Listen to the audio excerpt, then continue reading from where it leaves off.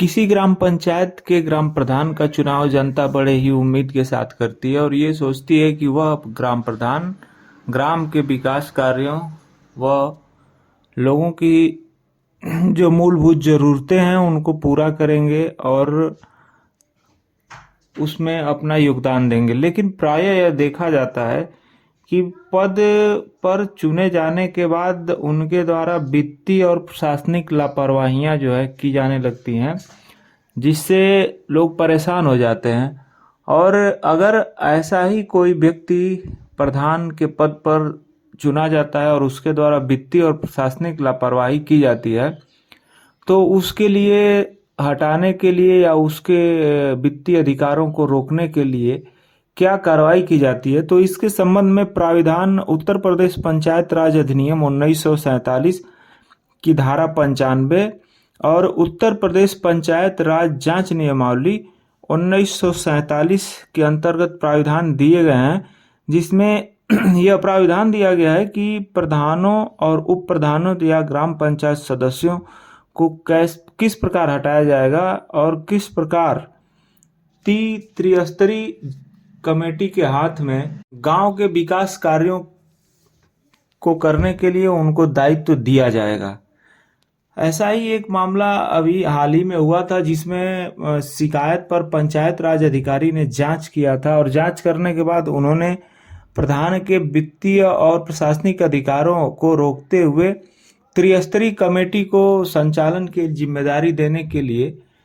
जिला मजिस्ट्रेट को अपनी रिपोर्ट संस्तुति सहित भेजा था। और उस रिपोर्ट पर जिलाधिकारी द्वारा जो है प्रधान के वित्तीय व प्रशासनिक अधिकारों को रोकते हुए त्रिस्तरीय कमेटी को उसके संचालन की जिम्मेदारी सौंप दी थी।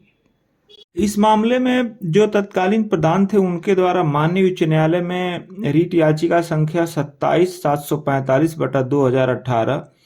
गुड्डू कुशवाहा वर्सेस उत्तर प्रदेश सरकार दाखिल की गई। और उस मामले में न्यायालय ने फैसला देते हुए माननीय न्यायालय ने ये कहा कि ठीक है, अगर जांच होती है, जांच पे पंचायत राज अधिकारी की रिपोर्ट आती है और रिपोर्ट पर आप जो है संस्तुति सहित रिपोर्ट आती है और उस पर आपने त्रिस्तरीय कमेटी जो है गठित कर दिया, किंतु उस त्रिस्तरीय कमेटी गठित करने के आदेश को माननीय उच्च न्यायालय ने गलत माना और ये कहा कि अगर ग्राम प्रधान के कार्यों और उसके विकास कार्यों के बाबत शिकायत आई थी और शिकायत में जांच में वह दोषी पाया गया, तो जो रिपोर्ट पंचायत राज अधिकारी ने जिलाधिकारी के समक्ष प्रेषित किया था, उस रिपोर्ट पर तत्कालीन प्रधान जिसके अधिकारों को सीज किया गया उसको जवाब देने का अवसर मिलना चाहिए था और उसको उस रिपोर्ट के क्रम में उससे जवाब मांगा जाना चाहिए था और जवाब लेने के उपरांत ही उसके विरुद्ध जो है कार्रवाई करके त्रिस्तरीय कमेटी का गठन किया जाना चाहिए था। और माननीय उच्च न्यायालय ने उस आदेश को खंडित कर दिया।